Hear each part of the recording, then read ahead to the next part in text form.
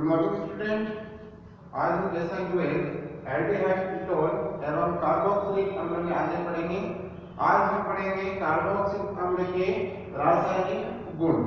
ठीक है, कार्बोक्सिलिक अम्ल के रासायनिक गुण जो होते हैं वो आपके सबसे पहले अम्लीय हाइड्रोजन परमाणु के कारण जो क्रियाएं देते हैं उसके ऊपर डिपेंड करते हैं। दूसरे आपके जो OH ग्रुप है यानी OH हाइड्रोजन समूह है के कारण जो अभिक्रियाएं होती है उस पर डिपेंड करता है। फिर उसका जो फंक्शनल समूह है COOH समूह के कारण जो क्रियाएं होती है वो देखेंगे। और हम देखेंगे कि एल्किन या एरिन समूह के कारण कौन सी क्रियाएं होती है इसके बारे में बात करेंगे। और लास्ट में हम देखेंगे एरोमेटिक कंपाउंड यानी बेंजोइक अम्ल की इलेक्ट्रॉनिक प्रतिस्थापन अभिक्रियाएं किस प्रकार से होती है इसमें हम देखेंगे कार्बोक्सिलिक अम्ल के लिए। ठीक है, तो सबसे पहले हम बात करते हैं अम्लीय हाइड्रोजन परमाणु के कारण क्रिया। ठीक है, तो अम्लीय हाइड्रोजन परमाणु यानी कि अम्लीय हाइड्रोजन परमाणु क्या होता है तो हम हमारा जब देखते हैं स्ट्रक्चर। ठीक है, तो यह आपका COOH ये कोई कार्बोक्सिलिक आपका कंपाउंड है। ठीक है, जब इसको जल में घोला जाता है, ठीक है, तो जल के साथ जब इसकी अभिक्रिया की जाती है तो आपका क्या प्राप्त हो जाता है, ये जो H है आपका, ठीक है, ये क्या करता है प्रोटॉन के रूप में बाहर हो जाता है और आपके पास क्या प्राप्त हो जाता है आपका देखिए RC≡O- और H3O+ आपके पास प्राप्त हो जाता है। ठीक है, ये जो आपका होता है ये कार्बोक्सिलिक आयन होता है। ठीक है, यानी कि इसको जब जल के साथ घोला जाता है तो जल के साथ इसकी क्या क्रिया हो जाती है, आपका प्रोटॉन बाहर हो जाता है और आपके पास कार्बोक्सिलिक आयन प्राप्त हो जाता है। ठीक है, ये जो कार्बोक्सिलिक आयन है ये आपका साम्य अवस्था का एक स्थिरांक को डिनोटेट करता है। और ये स्थिरांक किस प्रकार से हो जाता है Ka का मतलब आपके यहाँ पर होता है एसिड। ठीक है, एसिड यानी अम्लीय की वजह से आपका यहाँ पर क्या हो जाता है कांस्टेंट अम्लीय कांस्टेंट होता है और एक इसके ऊपर हो जाता है। तो आपके पास सबसे पहले तो ये होता है RC≡O-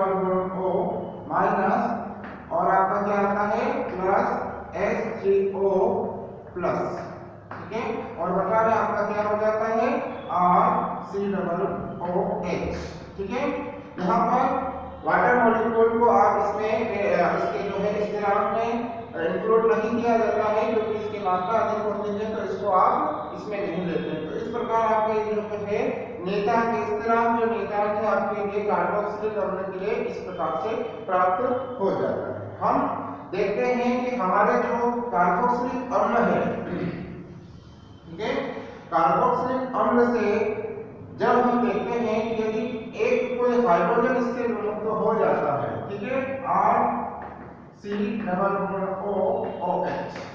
ठीक है, जब यहाँ से हमारे पास कोई एक H बाहर हो जाता है तो हमारे पास यहाँ पर देखिएगा यहाँ पर नेगेटिव चार्ज हो जाता है और यहाँ पॉजिटिव चार्ज आपका क्रिएट हो जाता है। इसको हम कार्बोक्सिलिक आयन कहते हैं। ठीक है, अब कार्बोक्सिलिक आयन में क्या होता है रेजोनेंस होता है। ठीक है, अनुनाद होता है और अनुनाद के कारण ये क्या करता है स्थायित्व को प्राप्त कर लेता है। हम यहाँ पे देखें यहाँ पर इसकी अनुनादी संरचनाएं किस प्रकार से हो सकती है, इधर बना। ठीक है, यह आपका नेगेटिव चार्ज है। ठीक है, तो पहले तो आपकी स्ट्रक्चर नीचे रहेगी। ठीक है, दूसरी स्ट्रक्चर में क्या होगा ये आपका क्या करेगा, ये आपका नेगेटिव चार्ज यहाँ शिफ्ट होगा तो ये आपका यहाँ पे शिफ्ट होगा। तो सेकेंड आपके पास जो स्ट्रक्चर इसकी बन जाएगी क्या बन जाएगी RC-। ठीक है, और यहाँ पर आपका क्या हो जाएगा डबल बॉन्ड प्राप्त हो जाएगा। ये आपकी सेकेंड रेजोनेंस स्ट्रक्चर प्राप्त हो जाएगी। थर्ड रेजोनेंस स्ट्रक्चर की बात करें तो चूंकि इसमें केवल ये दो ही स्ट्रक्चर है जो एक दूसरे से यहाँ से नेगेटिव चार्ज यहाँ पे शिफ्ट होने पर यहाँ और यहाँ से शिफ्ट होने पर यहाँ पर आ जाता है। तो तीसरी जो आपको स्ट्रक्चर मिलती है इनकी मध्यवर्ती स्ट्रक्चर मिलती है जिसमें आपको इस प्रकार से एक तो आपका बिल्कुल क्लियर बॉन्ड रहता है और दूसरा आपका क्या हो जाता है यहाँ पर नेगेटिव चार्ज हो जाता है। ठीक है, यह आपका नेगेटिव चार्ज क्रिएट हो जाता है। उसके बाद देखिए आप लोग इसको हम डेरिवेशन के द्वारा भी दर्शा सकते हैं, ये इसकी हाइब्रिड संरचना कहलाती है। ठीक है, इसी की वजह से क्या होता है, ये स्थायी होता है और इसमें अम्लीय स्वभाव का अम्लीय स्वभाव बढ़ता रहता है इसमें। ठीक है, तो ये आपकी होती है हाइड्रोजन परमाणु के कारण इसका जो है अम्लीय स्वभाव बढ़ता है। ठीक है, इसकी कुछ रिएक्शन देखें हम तो किस प्रकार से होती है इसकी कुछ रिएक्शन। तो सबसे पहले हम देखते हैं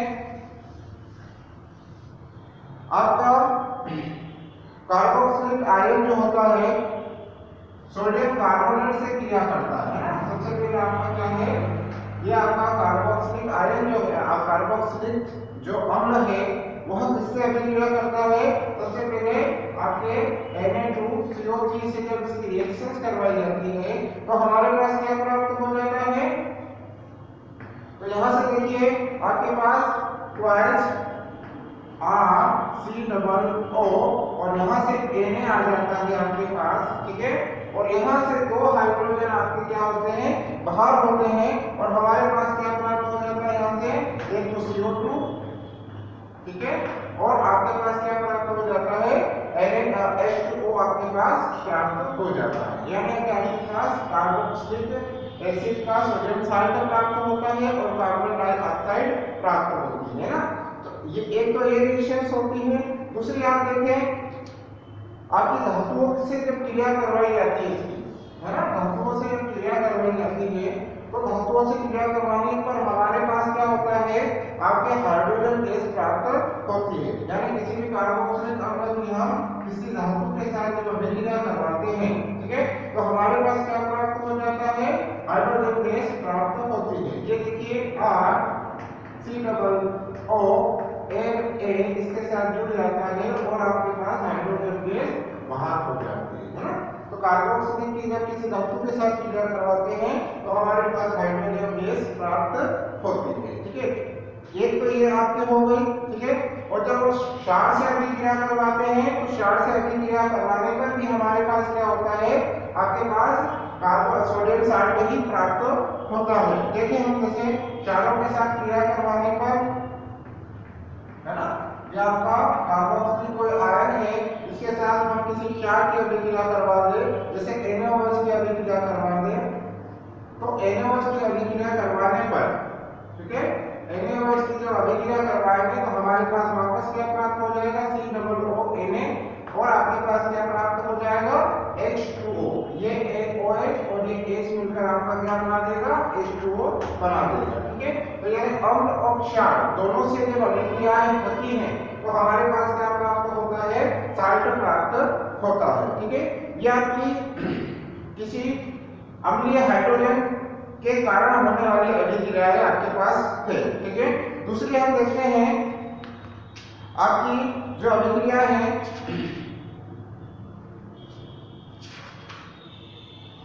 OH के कारण होने वाली अभिक्रिया। ठीक है, OH समूह के कारण होने वाली अभिक्रियाएं जो आपकी है वह किस प्रकार से होती है। ठीक है, तो OH समूह के कारण जो अभिक्रियाएं होती है, यह हमारे पास कोई कार्बोक्सिलिक आपके पास आयन है। ठीक है, कार्बोक्सिलिक आयन है, कार्बोक्सिलिक है आपके पास, और जब इसकी किसी न्यूक्लियोफाइल से अभिक्रिया करवाई जाती है ना, तो न्यूक्लियोफाइल क्या करता है, यहां से आपका क्या कर देता है, OH को क्या कर देता है, बाहर कर देता है, और इसकी जगह आकर आपका पास न्यूक्लियोफाइल इसके साथ जुड़ जाता है। ठीक है, यानी एक तरह से ये सब्स्टिट्यूशन रिएक्शन भी कह सकते हैं।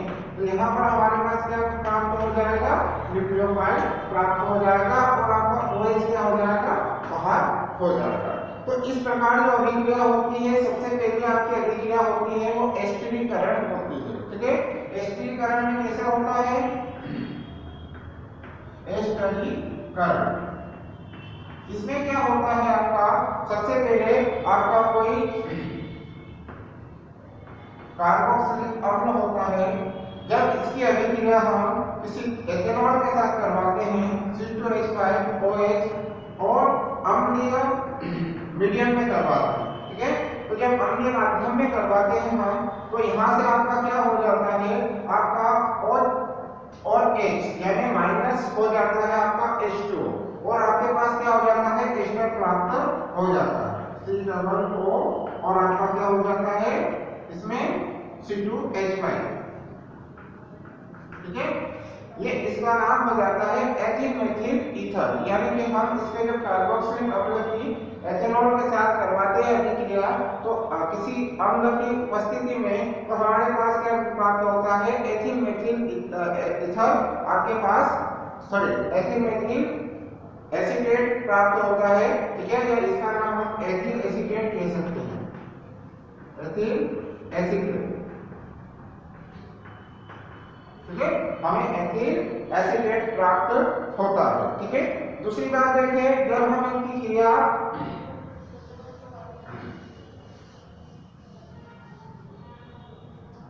PCl3 या PCl5 से करवाते हैं, ठीक है। किससे करवाते हैं? PCl3 या PCl5 से करवाते हैं, ठीक है।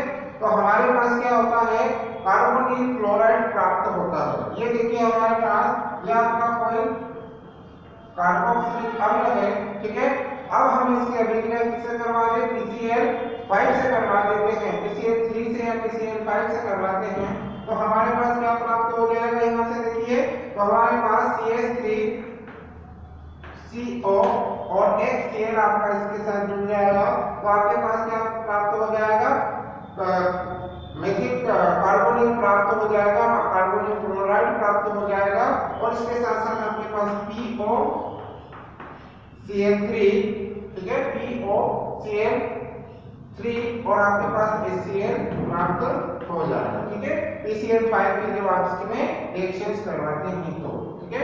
तो एक तो PCl5 से आपकी रिएक्शंस हो गई, अमोनिया से जब हम इसकी रिएक्शंस करवाते हैं, ठीक है। अगले आपकी किससे है? अमोनिया से अभिक्रिया करवाते हैं, तो अमोनिया से अभिक्रिया करवाने पर हमारे क्या होगा? तीसरा हमारे है अमोनिया से क्रिया। तो अमोनिया से जब क्रिया करवाते हैं हम, तो सबसे पहले हमारे पास अमोनियम एसीटेट प्राप्त होता है। ये देखिए CH3COOH, ये आपके पास कोई कार्बोक्सिलिक एसिड है या एसिटिक एसिड है। जब इसकी अभिक्रिया हम किससे करवाते हैं? NH3 से करवाते हैं, ठीक है। तो सबसे पहले हमारे पास क्या प्राप्त होता है? ये इसके साथ रिएक्ट होकर सबसे पहले अमोनियम एसीटेट बनाता है,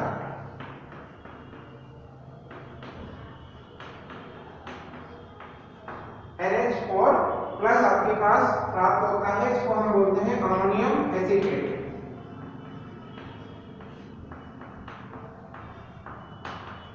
ठीक है। अब इसका क्या होता है?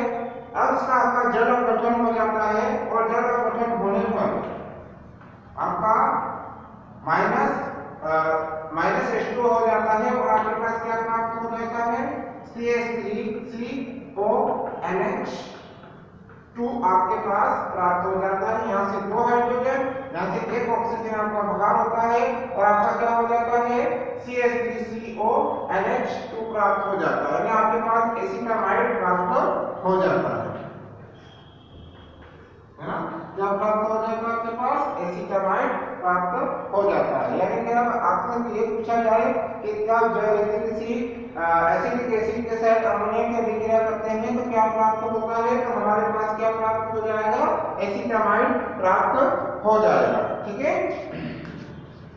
अगली अभिक्रिया देखिए, COOH समूह के कारण होने वाली अभिक्रियाएं।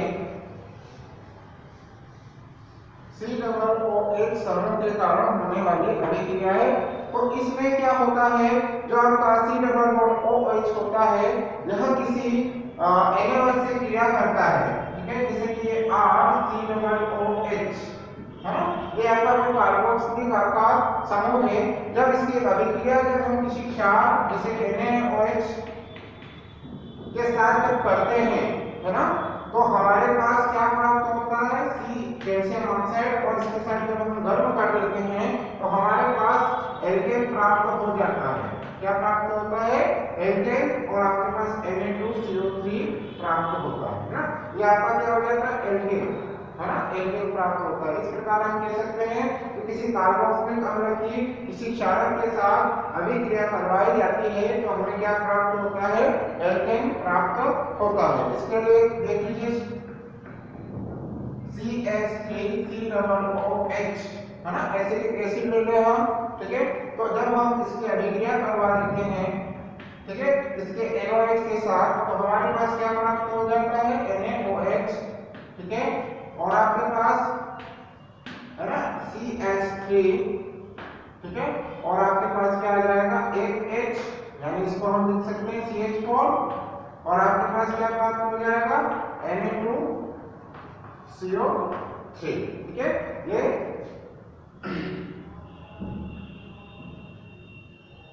Na2CO3 आपके पास प्राप्त हो जाता है, ठीक है। अगली जो अभिक्रिया होती है वह महत्वपूर्ण है, कोल्बे अभिक्रिया होती है, ठीक है, जिसमें कार्बोक्सिलिक अम्लों का विद्युत आपका विद्युत अपघटन,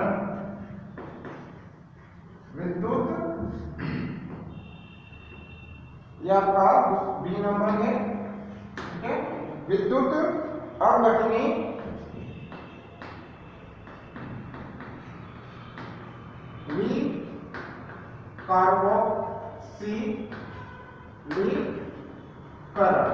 विकार्बोक्सिलीकरण होता है, या फिर कोल्बे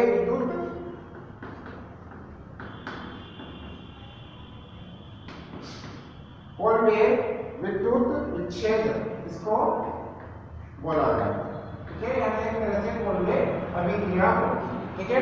इस अभिक्रिया में क्या किया जाता है, किसी कार्बोक्सिलिक का लवण किया जाता है, ठीक है, ठीक है। पार्विक अम्लों को छोड़कर सोडियम या पोटेशियम लवणों के उसके जली विलयन में जब हम देखते हैं तो हमारे पास क्या प्राप्त हो जाता है, विद्युत विच्छेदन द्वारा जब हम करते हैं तो हमारे पास एल्केन प्राप्त होता है, ठीक है। साथ में आपके पास क्या प्राप्त हो जाता है, कार्बन डाइऑक्साइड प्राप्त होती है, और आपके पास एक पोटेशियम एथेनॉल हमारे पास प्राप्त होता है, ठीक है। तो ये जो प्रक्रिया होती है, एनोड पर हमें क्या प्राप्त हो जाता है, एल्केन प्राप्त होते हैं, और कैथोड पर हमें पॉजिटिव चार्ज वाले पॉजिटिव चार्ज हमको प्राप्त होता है, ठीक है। ये रिएक्शंस किस प्रकार होती हैं, तो सबसे पहले देखिए होता क्या है, हमारे पास जो होता है COOK जो होता है, इसकी जो अभिक्रिया होती है, यहाँ पे R की जगह CH3 रख सकते हैं, ठीक है। जब इसकी अभिक्रिया करवाई जाती है तो हमारे पास क्या प्राप्त होता है, CH3COO माइनस, और आपके पास क्या प्राप्त हो जाता है, K प्लस, ठीक है। अब इसका क्या होता है, ये आपका एसिटेट आयन प्राप्त हुआ है, ठीक है। इस एसिटेट आयन पर क्या होता है, CH3COO माइनस, अब इसमें से एक इलेक्ट्रॉन क्या हो जाता है, बाहर हो जाता है, तो हमारे पास ये क्या प्राप्त हो जाता है, CH3COO माइनस, और यहाँ पर क्या आ जाता है, एक रेडिकल बन जाता है, और एक इलेक्ट्रॉन बाहर हो जाता है, तो इसको हम मुक्त मूलक प्राप्त होता है, इसको क्या बोलते हैं, मुक्त मूलक बोलते हैं, ठीक है। और ये मुक्त मूलक क्या करता है, सेकेंड स्टेप में क्या करता है, कार्बन डाइऑक्साइड बाहर हो जाती है, और आपके पास मेथिल मुक्त मूलक प्राप्त हो जाता है, क्या हो जाता है, मेथिल मुक्त मूलक प्राप्त होता है। अब दो मेथिल मूलक क्या करते हैं, आपस में जुड़ते हैं, CH3 है ना, और ये CH3, और ये दोनों जुड़कर क्या बना देते हैं, आपका एथेन बना देते हैं, ठीक है, एथेन निर्माण। तो ये आपके होते हैं कोल्बे प्रोसेस, ठीक है। ये एक सिंगल पेमेंट प्रोसेस है, और इसकी मैकेनिज्म है किस प्रकार से आपका CH3 आपको एथेन प्राप्त होता है, ठीक है। तो ये आपकी दूसरी अभिक्रिया कार्बोक्सिल समूह के कारण होने वाली अभिक्रिया हो रही है, ठीक है। एक और अभिक्रिया होती है अपचयन, ठीक है, जो कि काफी अच्छी है, महत्वपूर्ण है अपचयन अभिक्रिया भी।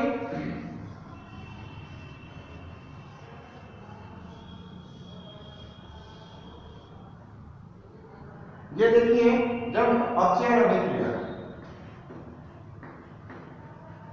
ठीक है, अपचयन कैसे होता है, तो अपचयन आपका देखिए, अपचयन हमारे पास जो होता है लिथियम एल्यूमिनियम हाइड्राइड जो कि बहुत अच्छा अपचायक है, इसके लिथियम एल्यूमिनियम हाइड्राइड की उपस्थिति में जब हम कराते हैं इसका अपचयन, अपचयन तो हमारे पास क्या प्राप्त हो जाता है, आपके पास एल्कोहल प्राप्त हो जाता है, देखिए RCOOH, ठीक है। ये कार्बोक्सिलिक है हमारे पास। इस कार्बोक्सिलिक का जब हम क्या करते हैं, लिथियम एल्यूमिनियम हाइड्राइड की उपस्थिति में जब इसके साथ अपचयन किया जाता है तो हमारे पास क्या प्राप्त हो जाता है, तो R और यहां से हमारे पास प्राप्त होता है CH2, ठीक है। और एक ऑक्सीजन क्या करता है, दो हाइड्रोजन के साथ बाहर हो जाता है और हमारे पास क्या प्राप्त हो जाता है, OH, यानी कि एल्कोहल हमारे पास प्राप्त हो जाता है। यहाँ पर देखिए, यहाँ कितने, यहाँ ब्रैकेट में हमने क्या दिया है, हाइड्रोजन दिया है। हाइड्रोजन की मात्रा को हमने अभी बताया नहीं है, ठीक है। तो यहाँ पर क्या होता है, टोटल हमारे पास दो हाइड्रोजन तो यहाँ पे जुड़ेंगे और दो हाइड्रोजन एक ऑक्सीजन के साथ मिलकर H2 बनाएंगे, बाहर हो जाएंगे, यानी हमारे पास क्या प्राप्त हो जाएगा, एल्कोहल प्राप्त हो जाएगा, ठीक है। एक एग्जांपल ले लेते हैं, जैसे कि हम देखें CH3COOH एसिटिक एसिड लेते हैं और जब इसका अपचयन किया जाता है, ठीक है, एल्यूमिनियम हाइड्राइड, तो हमारे पास क्या प्राप्त हो जाएगा, CH3CH2OH और आपका वाटर बाहर हो जाएगा, यानी कि एथेनॉल हमारे पास प्राप्त हो जाएगा, है ना। क्या प्राप्त हो जाएगा, एथेनॉल प्राप्त हो जाएगा। अगली अभिक्रिया देखें, तो अगली अभिक्रिया हमारे पास जो होती है हुनसेटिंगर अभिक्रिया है। ये कार्बोक्सिलिक एसिडों के साथ होने वाली अभिक्रिया है, हुनसेटिंगर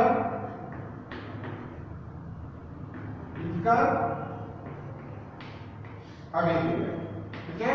इस अभिक्रिया में हमें सिल्वर साल्ट की आवश्यकता होती है, ठीक है। सिल्वर साल्ट जो होते हैं, किसी भी कंपाउंड के सिल्वर साल्ट जो होते हैं, है ना, इस सिल्वर साल्ट की जब हम अभिक्रिया करवाते हैं, है ना, किसी हेलोजन कंपाउंड के साथ जब इसकी अभिक्रिया करवाते हैं तो हमारे पास क्या प्राप्त होता है, एल्कीन हैलाइड प्राप्त होता है, साथ ही साथ हमारे पास CO2 गैस प्राप्त होती है और आपके पास क्या प्राप्त हो जाता है, AgBr प्राप्त होता है, ठीक है। यहाँ पे देखिए, यहाँ से एक ब्रोमीन आपका एल्कीन के साथ जुड़ेगा, CO2 आपका बाहर होगा और AgBr प्राप्त होगा, ठीक है। इनको हम वशीय अम्ल कहते हैं, ठीक है। वशीय अम्ल सिल्वर के वशीय अम्ल बोलते हैं। जो सिल्वर के वशीय अम्ल किसी हेलोजन के साथ अभिक्रिया करता है तो हमारे पास क्या प्राप्त हो जाता है, एल्किल ब्रोमाइड प्राप्त होता है, ठीक है। ये CCl4 की प्रेजेंस में होता है। एक एग्जांपल देखें हम, तो CH3COOH है ना, silver salt of fatty acid है, इसकी जब ब्रोमीन से अभिक्रिया करवाते हैं CCl4 की प्रेजेंस में तो हमारे पास CH3COO और Br प्लस आपका CO2 और AgBr आपके पास प्राप्त होता है, यानी कि मेथिल ब्रोमाइड आपके पास प्राप्त हो जाता है, ठीक है। तो यहाँ पर आपके लिए हुआ हुनसेटिंगर अभिक्रिया, ये आपका एरोमेटिक कंपाउंड के साथ भी हो सकता है, देखिए एरोमेटिक कंपाउंड के साथ यहाँ पर, ठीक है, यहाँ पर कोई एरोमेटिक कंपाउंड है COOH, है ना, ये सिल्वर बेंजोइड नाम है इसका,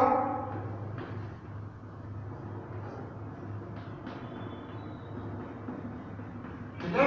इसकी अभिक्रिया जब हम Br से करते हैं CCl4 के प्रेजेंस में तो हमारे पास क्या प्राप्त हो जाएगा, ये Br आपका यहाँ जुड़ जाएगा एक, और हमारे पास CO2 और AgBr प्राप्त हो जाएगा, ठीक है। ये हमारे पास ब्रोमोबेंजीन प्राप्त होता है, ठीक है। इस प्रकार हमारा कार्बोक्सिलिक जो है अम्ल इस प्रकार की अभिक्रियाएं भी हमारे पास देता है, ठीक है। अगली आपकी अभिक्रिया है एल्किल और एलिल समूह के कारण होने वाली अभिक्रियाएं, ठीक है। एल्किल और एलिल समूह के कारण होने वाली इस अभिक्रियाओं में हम देखें तो इसकी जो बहुत ही अच्छी अभिक्रिया है हमारे एल्किल और एरिल समूह के कारण होने वाली अभिक्रिया है, इस अभिक्रिया को हम बोलते हैं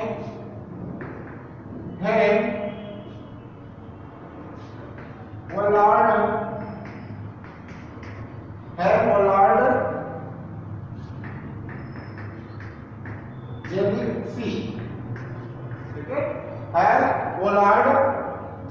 की अभिक्रिया।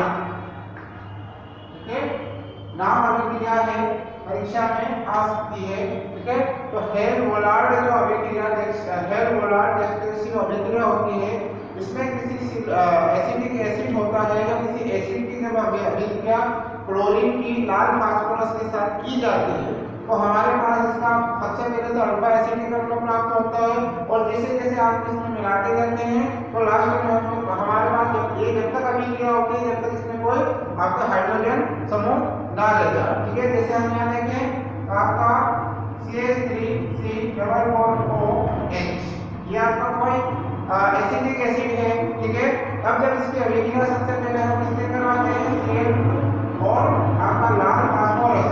ठीक है, Cl को लाल फास्फोरस से जब करते हैं तो हमारे पास सबसे पहले क्या होता है, एक HCl बाहर हो जाता है, यहाँ से एक एसिड लगता है और हमारे पास क्या प्राप्त हो जाता है, ClH2C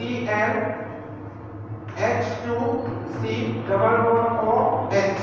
ठीक है, सबसे पहले हमारे पास अल्फा क्लोरो एसिडिक अम्ल प्राप्त होता है, अल्फा क्लोरो एसिडिक अम्ल प्राप्त होता है। ठीक है, नेक्स्ट क्या होता है, वापस जब हम यही कंडीशन अप्लाई करते हैं, ठीक है, लाल फास्फोरस, ठीक है, तो वापस क्या होता है, आपका HCl बाहर हो जाता है, यहाँ से एक और आपके पास वापस क्या प्राप्त हो जाता है,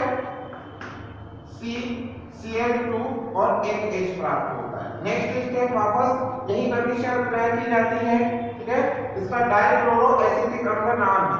ठीक है, डाइक्लोरो एसिटिक अम्ल नाम होता है इसका, है ना, अल्फा क्लोरो या डाइक्लोरो एसिटिक अम्ल इसका नाम होता है।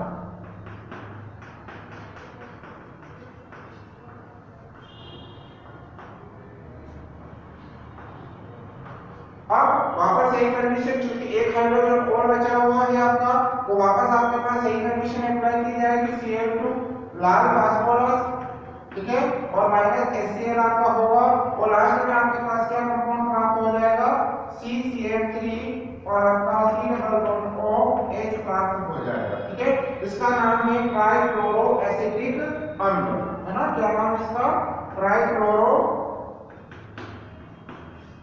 एसिटिक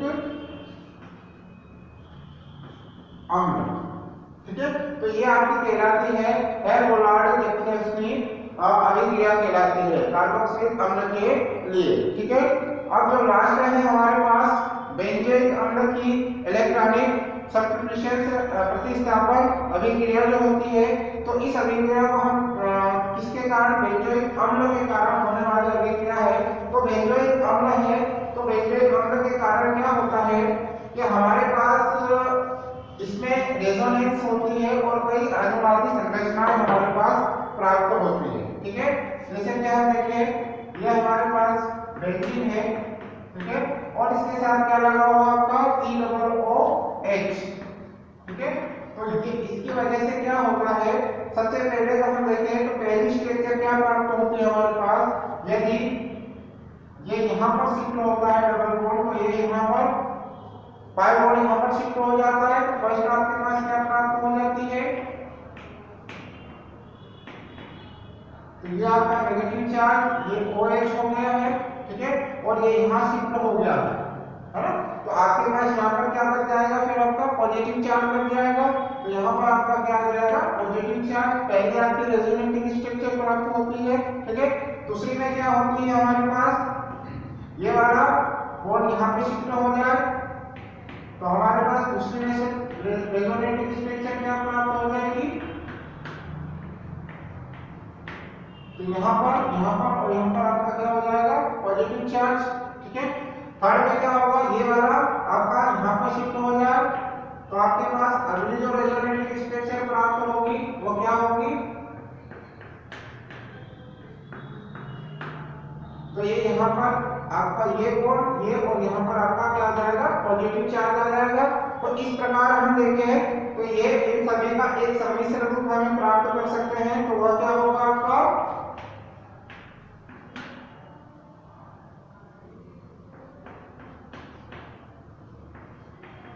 और इसको हम क्योंकि यहाँ पर भी पॉजिटिव चार्ज है यहाँ पे भी तो इन सभी का हम पॉजिटिव तो इसको हम क्या कह सकते हैं इसकी संतुलित अवस्था कह सकते हैं। ठीक है क्या कह सकते हैं संतुलित अवस्था। इस प्रकार हमारे पास टोटल 6 आपकी स्ट्रक्चर्स प्राप्त होती है और इसकी वजह से होने वाली जो अभिक्रिया है हमारे पास ठीक है वो अभिक्रिया देखिए। सबसे पहले नाइट्रीकरण देखें आप इसका तो ये आपका क्या होगा बेंजोइक अम्ल है। ठीक है इस बेंजोइक अम्ल में क्या करें HNO3 से जब हम अभिक्रिया करवाते हैं ठीक है तो HNO3 में क्या होता है ये आपका HO और NO2 होता है। ठीक है HNO3 किस रूप में होता है इस रूप में होता है और इसमें आपका क्या होता है इलेक्ट्रोफाइल। तो इसमें NO2 प्लस बनता है। ठीक है NO2 प्लस बनता है और ये इलेक्ट्रोफाइल होता है और ये आपका क्या करता है इस बेंजोइक एसिड पर आपका अटैक करता है और आपका प्रतिस्थापी प्रोडक्ट बनाता है किसकी उपस्थिति में सांद्र H2SO4 की उपस्थिति में। तो हमारे पास क्या प्राप्त हो जाता है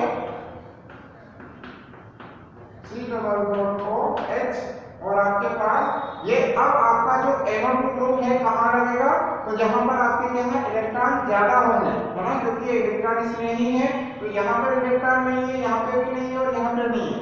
तो इलेक्ट्रॉन अब कहाँ पर है एक यहाँ पर है और एक आपका यहाँ पर है। ठीक है क्योंकि ये वाली तो ब्लॉक हो गई है ये वाली और ये वाली ब्लॉक हो गई है तो यहाँ और यहाँ पर आपके पास इलेक्ट्रॉन है तो आपका जो NO2 ग्रुप है यहाँ पर रहेगा। ठीक है तो ये इस प्रकार हमारे पास मेटा नाइट्रो बेंजोइक अम्ल प्राप्त हो जाता है।